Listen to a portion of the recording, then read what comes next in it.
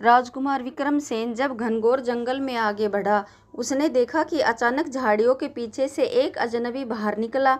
उसके कपड़े मैले और फटे हुए थे, शरीर दुर्बल और चेहरा थका हुआ, मानो कोई दर्द भीतर से रिस रहा हो। और उसके कंधे पर सुंदर सा तोता बैठा हुआ था।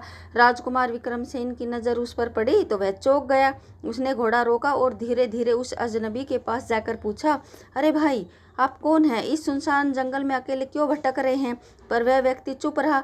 उसकी निगाहें सिर्फ खाने की तलाश में इधर उधर भटक रही थी। यह देखकर राजकुमार ने अपने थैले से एक ताज़ा सेब निकाला और उसकी तरफ बढ़ा दिया। भूखा व्यक्ति बिना कुछ कहे सेब लपक कर खाने लगा, जैसे कई दिनों से कुछ खाया ही ना हो। राजकुमार ने उससे फिर पूछा, आप कहाँ से आए हैं? क्या कोई संकट है? परिवार कहाँ है? इतना सुनते ही उस आदमी के हाथ से सेब गिर पड़ा। उसकी आंखें भर आई और अगले ही क्षण वह फूट फूट कर रोने लगा।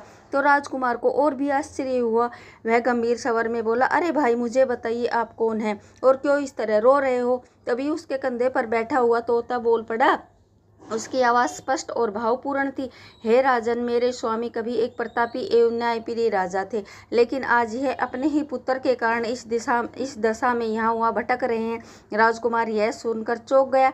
उसने तोते की ओर देखा और कहा, हे वत्स, कृपया विस्तार से बताओ, ऐसा क्या हुआ जिससे एक वीर राजा इस अवस्था में पहुँच गया? तोता बोला, हे राजन, पास ही के कुंतलपुर शहर में एक अत्यंत रूपवती राजकुमारी रहती है, जिसकी सुंदरता ऐसी है कि जिसने भी उसको देखा वही उसका दीवाना हो गया। कहा जाता है कि मानो स्वर्ग से उतरी कोई अप्सरा है, लेकिन जब कोई राजकुमारी से विवाह करने को जाता है तो वह राजकुमारी एक शर्त रखती है कि विवाह तभी करेगी जब कोई युवक उसके द्वारा पूछे गए प्रश्न का उत्तर दे सके।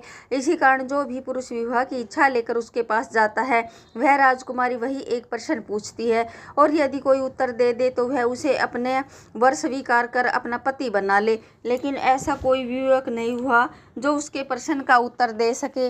जो कोई उत्तर नहीं दे पाता है तो वह राजकुमारी उसका शीश कटवा देती है।